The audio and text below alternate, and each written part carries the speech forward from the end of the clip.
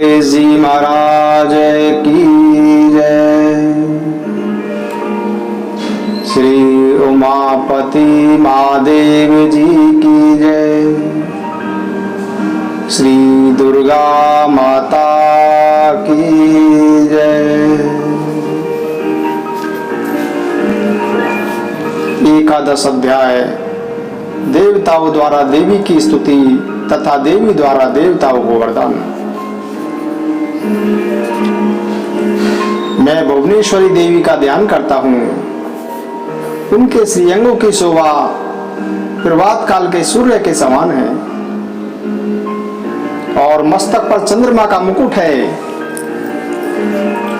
उनके मुख पर मुस्कान की छटा छाई हुई है और हाथों में वरद अंकुश पाश और अभय मुद्रा शोभा पाते हैं। इस प्रकार देवी का ध्यान करके मैं 11वें अध्याय का पाठ करता हूँ। ऋषि बोले कि देवी के द्वारा महादैत्य पति शुंभ के मारे जाने पर इंद्र आदि देवता अग्नि को आगे करके उन कात्यायनी देवी की स्तुति करने लगे।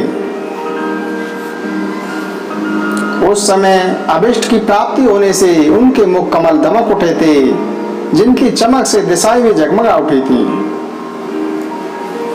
देवता बोले कि शरणागत के दुख दूर करने वाली देवी हम पर प्रसन्न हो। संपूर्ण जगत की माता प्रसन्न हो। हे विश्वेश्वरी, विश्व की रक्षा करो। हे देवी, तुम ही चराचर जगत की स्वामिनी हो। तुम इस जगत का एकमात्र आधार हो, क्योंकि तुम पृथ्वी रूप में भी स्थित हो। हे देवी, तुम्हारा पराक्रम अवलंघनीय है। तुम ही जल रूप में स्थित होकर संपूर्ण जगत को तृप्त करती हो। तुम अनंत बल संपन्न वैष्णवी शक्ति हो। इस विश्व की कारणभूता परामाया हो। हे देवी, तुमने इस समस्त जगत को मोहित कर रखा है। तुम ही प्रसन्न होने पर इस पृथ्वी पर मोक्ष की प्राप्ति कराती हो। हे देवी, संपूर्ण विद्याएं तुम्हारे ही भिन्न भिन्न स्वरूप हैं। जगत में जितनी स्त्रियां हैं वे सब तुम्हारी ही मूर्तियां हैं।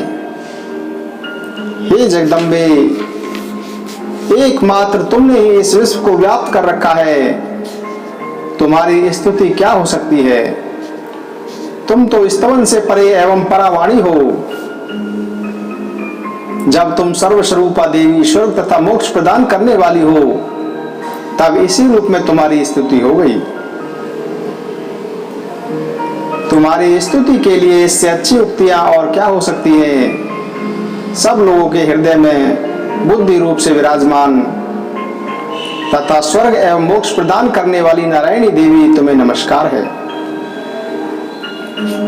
कला काष्ठा आदि के रूप में तुम ही क्षण और मुहूर्त आदि समय बनकर संसार को जरा अवस्था की ओर ले जाने वाली तथा विश्व का श्रृंगार करने में समर्थ नारायणी, तुम्हें नमस्कार है। ये नारायणी, तुम ही मंगल कारक हो, सब अर्थों को सिद्ध कराने वाली सेवा हो, शरणागत रक्षक, 3 नेत्रों वाली एवं गौरी हो, तुम्हें नमस्कार है।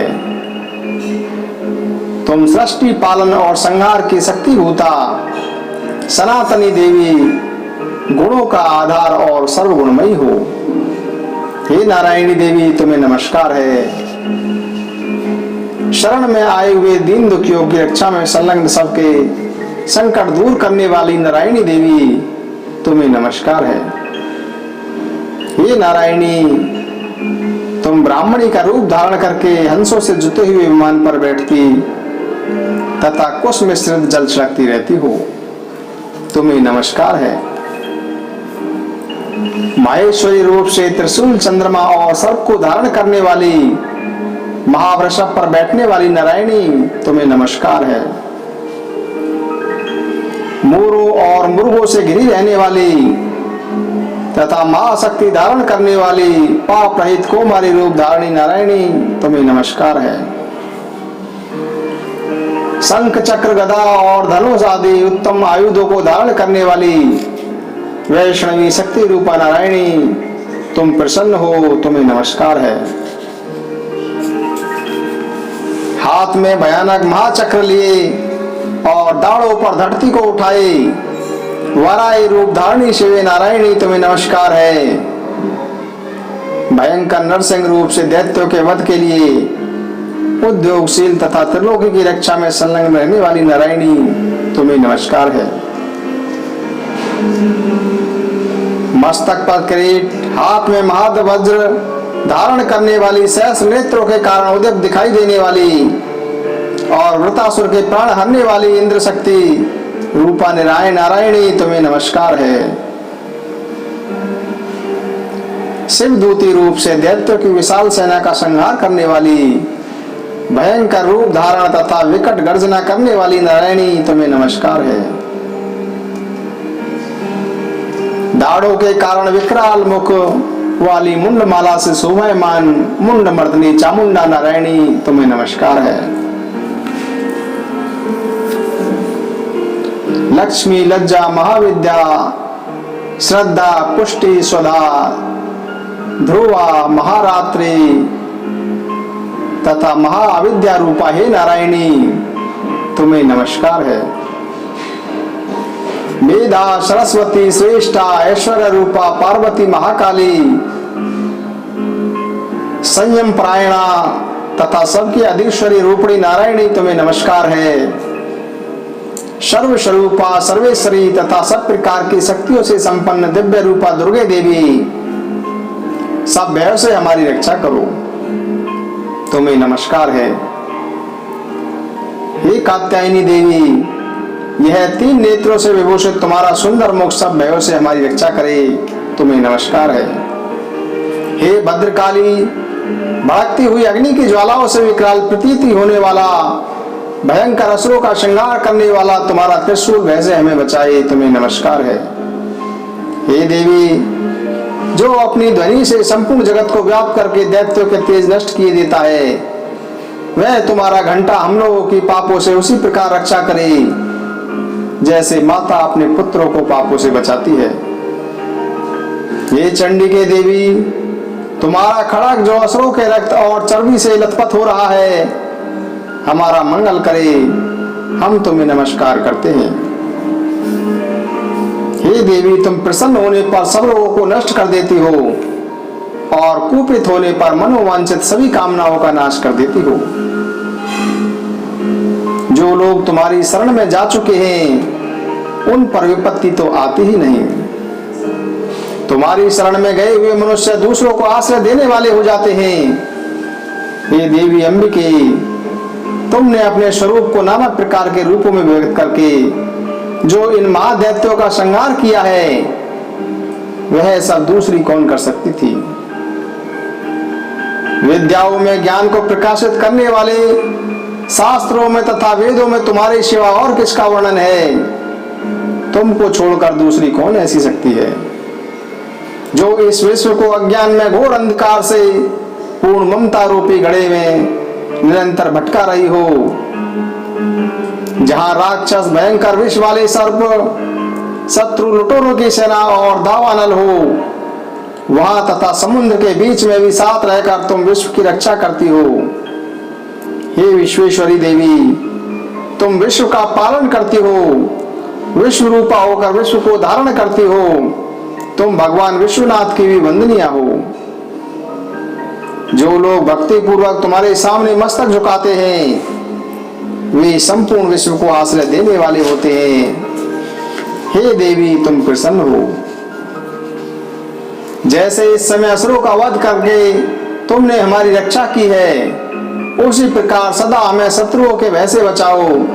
संपूर्ण जगत का पाप नष्ट कर दो और उत्पात एवं पापों के कारण होने वाली महामारी आदि उपद्रवों को भी दूर करो। विश्व भर के दुख दूर करने वाली हे देवी, हम तुम्हारे चरणों में पड़े हैं, हम पर प्रसन्न हो। तीनों लोकों के निवासियों की पूजनीय परमेश्वरी, सब लोगों को वरदान दो। तब देवी बोली कि देवताओं, मैं वर देने को तैयार हूं, मनचाहा वर मांग लो। संसार के लिए उस उपकारक वर को मैं अवश्य दूंगी। देवता बोले कि सर्वेश्वरी, तुम इसी प्रकार तीन लोकों के समस्त बाधाओं को शांत करो और हमारे शत्रुओं का नाश करती रहो। देवी बोली कि देवताओं, वैवस्वत मनवंतर के 28वें युग में शुंभ और निशुंभ नाम के दो अन्य महादैत्य उत्पन्न होंगे। तब मैं नंदगोप के घर में उनकी पत्नी यशोदा के गर्भ से अवतार लेकर विंध्याचल में जाकर रहूंगी और उक्त दोनों असुरों का नाश करूंगी। फिर अत्यंत भयंकर रूप से पृथ्वी पर अवतार लेकर मैं वह प्रचित नाम वाले दानवों का वध करूंगी। उन भयंकर महादैत्यों को भक्षण करते समय मेरे दांत अनार के फूलों की भांति लाल हो जाएंगे। तब स्वर्ग में देवता और पृथ्वी पर मुझसे मेरी स्तुति करते हुए मुझे रक्त दंतिका कहेंगे। फिर जब पृथ्वी पर 100 वर्षों के लिए वर्षा नहीं होगी और पानी मिलेगा ही नहीं, उस समय मुनियों की प्रार्थना करने पर मैं पृथ्वी पर योनिजा रूप में प्रकट होंगी और 100 नेत्रों से मुनियों को देखूंगी। तब मनुष्य शताक्षी नाम से मेरा कीर्तन करेंगी। हे देवताओं, उस समय मैं अपने शरीर से उत्पन्न हुए शोक शाकों का समस्त संसार का भरण पोषण करूंगी। जब तक वर्षा नहीं होगी तब तक वे शाक ही सबके प्राणों की रक्षा करेंगी। ऐसा करने के कारण पृथ्वी पर शाकंभरी के नाम से मेरी ख्याति होगी। उसी अवतार में मैं दुर्गम नामक दैत्य का वध भी करूंगी। इससे मेरा नाम दुर्गा देवी के रूप में प्रसिद्ध होगा। फिर मैं जब भीम रूप धारण करके मुनियों की रक्षा के लिए हिमालय पर रहने वाले राक्षसों का भक्षण करूंगी, उस समय सब मुनि भक्ति भाव से मेरी स्तुति करेंगे। तब मेरा नाम भीमा देवी विख्यात होगा। जब अरुण नामक दैत्य तीनों लोकों में भारी उपद्रव मचाएगा, तब मैं त्रिलोकी की रक्षा करने के लिए 6 पैरों वाले असंख्य भ्रमरों का रूप धारण करके उस महादैत्य का वध करूंगी। उस समय सब लोग ब्राह्मणी के नाम से मेरी स्तुति करेंगे। इस प्रकार जब जब संसार में दानवी बाधा उपस्थित होंगी, तब तब अवतार लेकर मैं शत्रुओं का श्रृंगार करूंगी। 11वां अध्याय समाप्त है। दुर्गे माता की जय, केशोरी माता की जय, भवानी माता